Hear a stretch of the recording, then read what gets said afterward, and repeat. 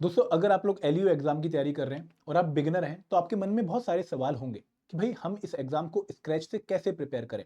जो different components हैं उनकी एग्जाम रिक्वायरमेंट कैसे मीट करें, हर कंपोनेंट के लिए हमारी स्ट्रेटेजी क्या होनी चाहिए, कौन सा सोर्स हम किस कंपोनेंट के लिए फॉलो करें। तो आपके जितने भी सवाल हैं ना as a beginner regarding the LU exam preparation, वो इस वीडियो में सिंगल वीडियो में रिजॉल्व होने वाले हैं। तो वीडियो एंड तक पक्का देखिए। लेकिन आगे बढ़ने से पहले आप लोगों से यही रिक्वेस्ट करूंगा कि अगर आप लोग एलयू एग्जाम की तैयारी कर रहे हैं और इस एग्जाम की काफी अच्छी अंडरस्टैंडिंग लेना चाहते हैं, तो हमने आप लोगों के लिए एक फ्री पीडीएफ बनाई है जहां पर decoded syllabus, exam pattern, salary perks, subject wise sources आप लोगों को इस पीडीएफ में मिल जाएंगे। आप इस पीडीएफ को फ्री में डाउनलोड कर सकते हैं और लिंक इस वीडियो के डिस्क्रिप्शन में दिया गया है। दोस्तों अब बात करते हैं कंप्लीट स्ट्रेटेजी फॉर बिगिनर्स जो कि एलयू एग्जाम को टारगेट करने के बारे में सोच रहे हैं। मैं आप लोगों को बता दूं कि भाई ये एलयू एग्जाम बहुत टफ एग्जाम नहीं है। ठीक है, इन टर्म्स की भाई आपको बहुत वास्ट सिलेबस अगर यहाँ पर प्रिपेयर करना है, ऐसी कोई रिक्वायरमेंट यहाँ पर नहीं है। तो अगर आप लोग इस एग्जाम को प्रिपेयर करने आए हो तो आपको पहले इनिशियली कुछ पॉइंट्स का ध्यान रखना पड़ेगा, तभी आप अपनी प्रिपरेशन को स्टार्ट करिए। सबसे पहले तो आप लोगों को ये चेक कर लेना है कि भाई क्या आप इस एग्जाम के लिए एलिजिबल हो। इस एग्जाम की एलिजिबिलिटी कंडीशन एक नॉर्मल जो यूपीएससी एग्जाम होते हैं उनकी एलिजिबिलिटी कंडीशन थोड़ी सी डिफरेंट है, क्योंकि यहाँ पर आप लोगों के पास सिर्फ ग्रेजुएशन होना काफी नहीं है। आप लोगों के पास अकाउंट्स में, इकोनॉमिक्स में या किसी और दो कंपोनेंट्स में ग्रेजुएशन के सब्जेक्ट होना जरूरी है, प्लस आपके पास डिजायरेबल क्वालिफिकेशन भी होनी चाहिए। तब जाकर आप सिर्फ इस एग्जाम के लिए अप्लाई कर पाओगे। तो एक बार एलिजिबिलिटी चेक कर लीजिए। अगर आप इस एग्जाम के लिए एलिजिबल हैं तो दोस्तों आपको इस एग्जाम की प्रिपरेशन स्टार्ट करनी चाहिए। और कैसे स्टार्ट करनी चाहिए, आपको सबसे पहले कुछ पॉइंट्स का ध्यान रखना है कि भाई आप क्यों इस एग्जाम के लिए प्रिपेयर करना चाह रहे हो। क्या ये जो लेबर इन्फोर्समेंट ऑफिसर का एग्जाम है in the ministry of labour and employment, क्या ये आपकी जॉब एस्पिरेशन से मैच करता है? क्या आप इस एग्जाम के लिए जो है इंटरेस्टेड है? क्या आपको इसकी प्रोफाइल अट्रैक्टिव लगती है?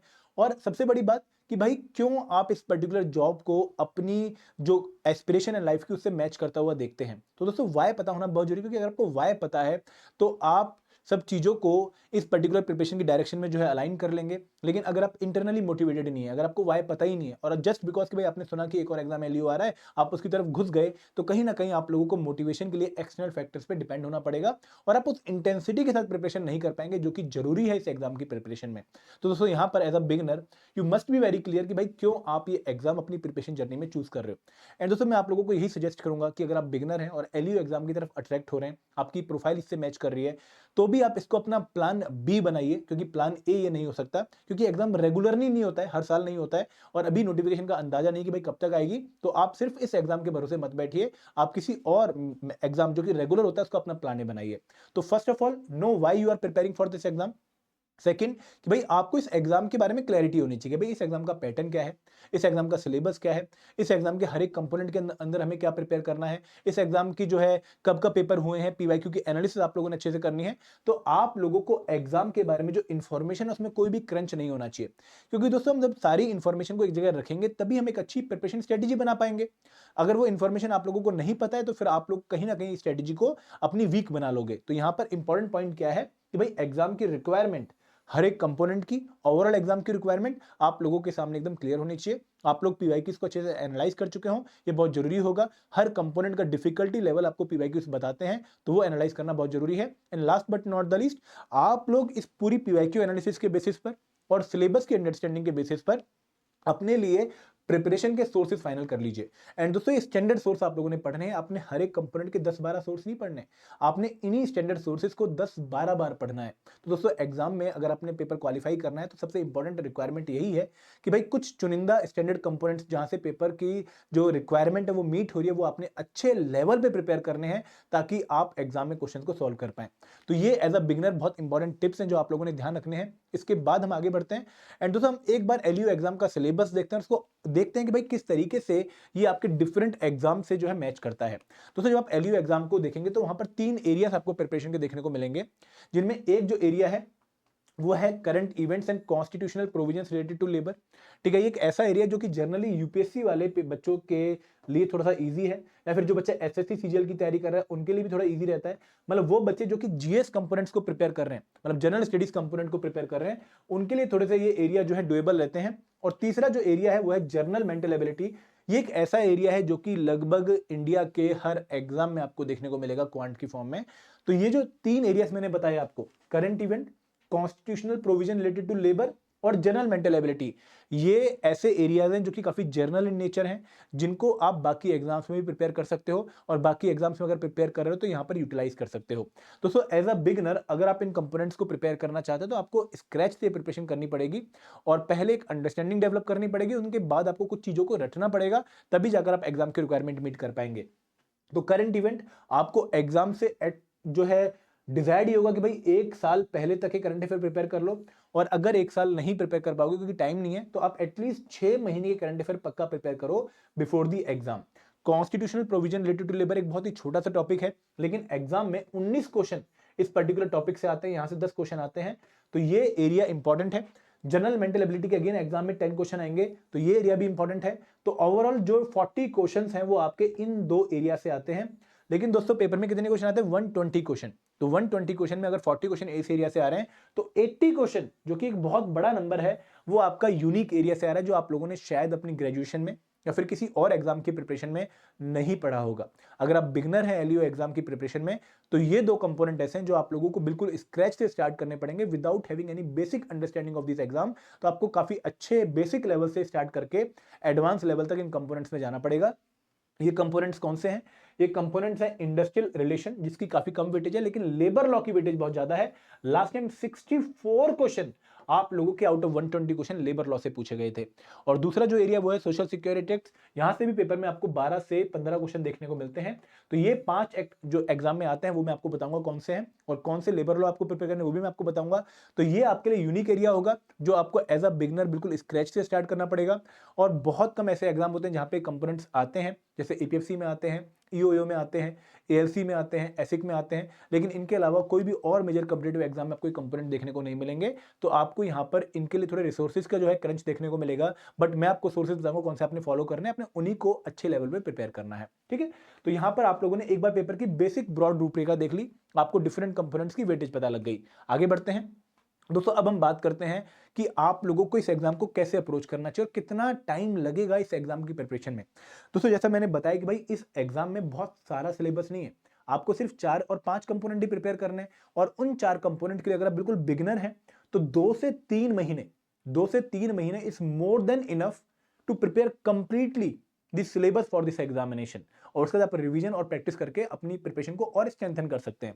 तो अगर मैं बात करूं आईआर एंड लेबर लॉ वाले पोर्शन की, तो यहां पर 45 दिन मेरे हिसाब से अगर आप 2 घंटे डेली देते हैं will be more than enough to cover this syllabus once. उसके बाद 15 दिन आपके सोशल सिक्योरिटी एक्ट को लगेंगे। तो मॉर्निंग में 60 दिन आप लोगों ने किसको देने हैं? उन एरियाज को जहां से पेपर में 80 क्वेश्चन पूछे जा रहे हैं। बट दोस्तों ट्रस्ट मी, सिर्फ सिलेबस कंप्लीट करने से एग्जाम की रिक्वायरमेंट मीट नहीं होगी। आप एग्जाम में सोशल जो सिक्योरिटी के लेबर लॉ के क्वेश्चन आते हैं उनको हैंडल नहीं कर पाओगे। आपको इसके बाद प्रैक्टिस करनी पड़ेगी, रिवीजन करनी पड़ेगी, और 2 महीने सिलेबस कंप्लीट करने के बाद आपको एटलीस्ट हर एक जो है लेबर लॉ में 50-60 क्वेश्चन प्रैक्टिस करने पड़ेंगे। अगर आप 2000 के आसपास एमसीक्यूज प्रैक्टिस करेंगे इन 2 कंपोनेंट से, तब जाकर आप कंफर्टेबल फील करेंगे, और आपको इनकी मल्टीपल रिवीजन भी करनी पड़ेगी। उसके बाद आपको डे 1 से 30 यहां पर आपने 2 घंटे डेली देने हैं, जहां पर 1 घंटा डेली आप लोगों ने जनरल मेंटल एबिलिटी को देना है। और जनरल मेंटल एबिलिटी में आप लोगों ने 15 मिनट 1 घंटे में से जो है टॉपिक को समझना है, उसके फॉर्मूले पढ़ने, प्लस 45 मिनट की डेली प्रैक्टिस करनी है।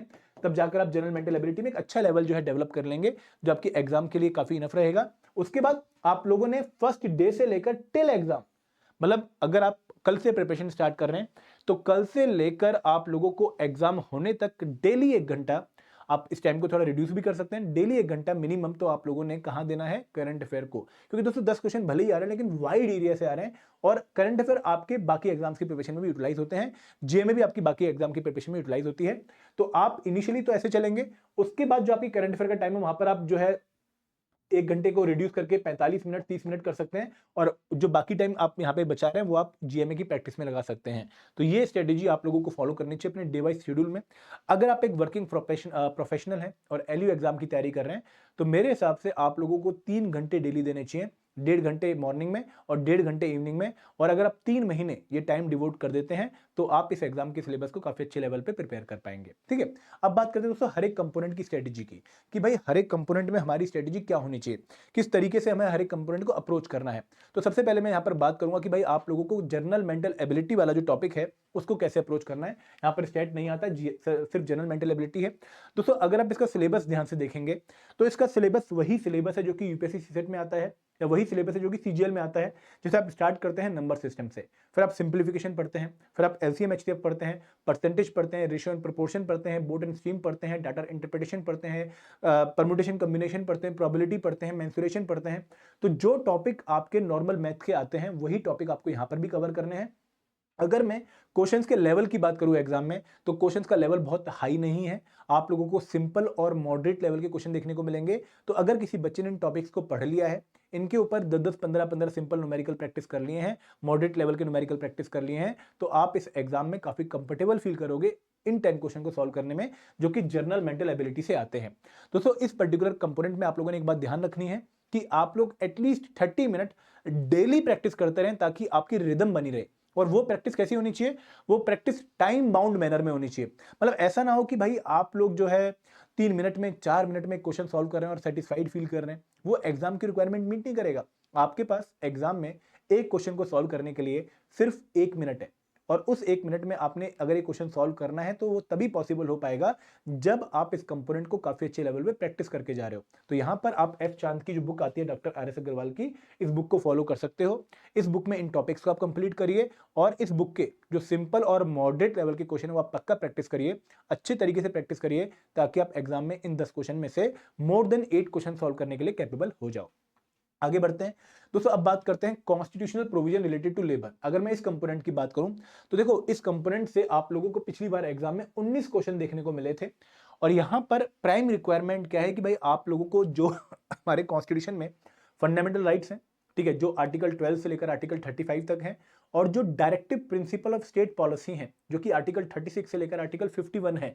तो एक्चुअली आप लोगों को आर्टिकल 12 से लेकर आर्टिकल 51 तक की, 51 तक की फैक्चुअल नॉलेज और अंडरस्टैंडिंग बहुत क्लियर मैनर में होनी चाहिए। तो से टॉपिक आपका पॉलिटी में भी इंपॉर्टेंट है, लेकिन यहां पर क्या है, constitutional provision related to labour, और वो कहां पर कवर होते हैं? वो आपके आर्टिकल 12 से लेकर आर्टिकल 51 के बीच में कवर होते हैं। तो आपको ये पर्टिकुलर आर्टिकल बहुत अच्छे लेवल पे प्रिपेयर होने चाहिए। प्लस दोस्तों, लक्ष्मीकांत आप फॉलो करिए इन पर्टिकुलर आर्टिकल को कवर करने के लिए, लेकिन इसके अलावा इन आर्टिकल से रिलेटेड या फिर लेबर से रिलेटेड जो इंपॉर्टेंट सुप्रीम कोर्ट की जजमेंट्स हैं, वो भी आपको अलग से कवर करनी पड़ेंगी। और वो आपको कहां मिलेंगी? वो आप लोग नेट पे सर्च कर सकते हैं, इंडिया कोड वगैरह पे, किसी लीगल वेबसाइट का फॉलो कर सकते हैं। तो वो जो डिफरेंट जजमेंट्स हैं, जैसे फॉर एग्जांपल अगर आर्टिकल 38 को लेकर कोई जजमेंट है, आर्टिकल 39 को लेकर कोई जजमेंट है सुप्रीम कोर्ट की, तो वो आप पक्का कवर करिए। और वो जजमेंट्स का नाम पक्का याद रख लीजिए कि भाई कौन सी जजमेंट है, क्योंकि पेपर में आप लोग जब क्वेश्चन देखेंगे एलईओ के 2023 के, 2022 वाले के जो 23 में पेपर हुआ था, तो वहां पर आप लोगों को जजमेंट के ऊपर क्वेश्चन पूछा हुआ दिखेगा। तो वो आपको नॉलेज फिर पक्का होनी चाहिए। तो इस कंपोनेंट को प्रिपेयर करना है, अच्छे लेवल प्रिपेयर करना है। थ्योरेटिकल कंपोनेंट है, एक बार समझ लीजिए, अंडरस्टैंडिंग डेवलप कर लीजिए। लक्ष्मीकांत में चैप्टर नंबर 7 और चैप्टर नंबर 8 आपको देखने को मिलेगा। वो 2 चैप्टर आपने अच्छे से कवर करना है। अराउंड 50 पेजेस होंगे इन पर्टिकुलर चैप्टर्स के। आप लोगों को 2 या 3 दिन जो है, अगर आप बिगिनर है तो 5 दिन लगा लो, और आपने एक बार पढ़ा हुआ है तो 2-3 दिन लगा लो। तो 5 दिन आप लोगों ने इन कंपोनेंट्स को देना है। उसके छठे दिन आपको रिवाइज करना पड़ेगा, जो आर्टिकल्स उनको रटना पड़ेगा, तब जाकर आप कंफर्टेबल फील हो पाओगे। ठीक है, तो एटलीस्ट एक हफ्ता इस कंपोनेंट को पक्का दीजिएगा। आगे बढ़े दोस्तों, नेक्स्ट आता है बहुत इंपॉर्टेंट एरिया, जो है आईआर एंड लेबर लॉ। दोस्तों यहाँ पर 2 कंपोनेंट है, एक है इंडस्ट्रियल रिलेशन और दूसरा है लेबर लॉस। आपको दोनों ही प्रिपेयर करने हैं, लेकिन आईआर वाला पोर्शन उतनी वेटेज नहीं रखता जितनी कि लेबर लॉ वाला पोर्शन रखता है।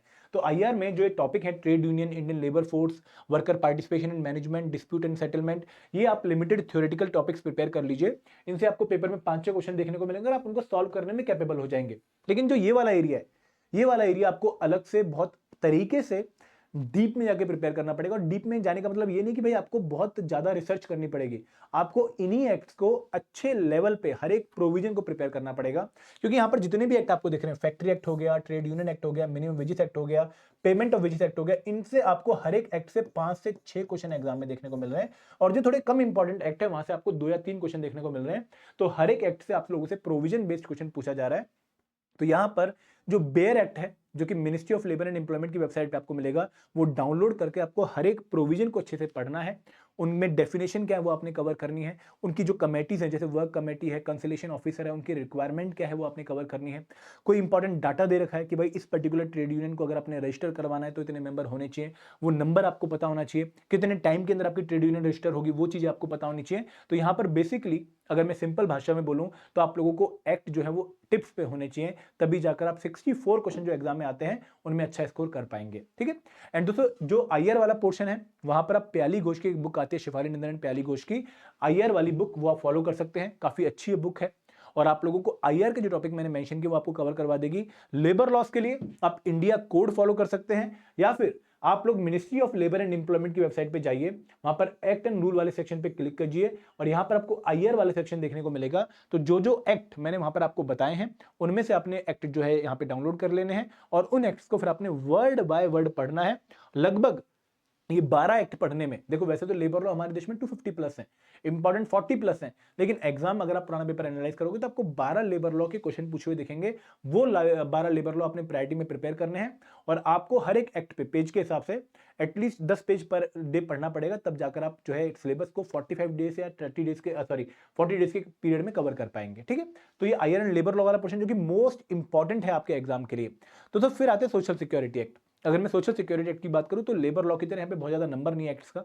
आप लोगों को 5 एक्ट प्रिपेयर करने हैं, हर एक एक्ट से आपको एग्जाम में 2 या 3 क्वेश्चन देखने को मिलेंगे। और अगेन यहां पर भी अप्रोच क्या होगी कि भाई एक्ट बेयर एक्ट को डाउनलोड करने के बाद आप लोग उसके जो है प्रोविजंस अच्छे से कवर कर लो, उनकी डेफिनेशन अच्छे से कवर कर लो।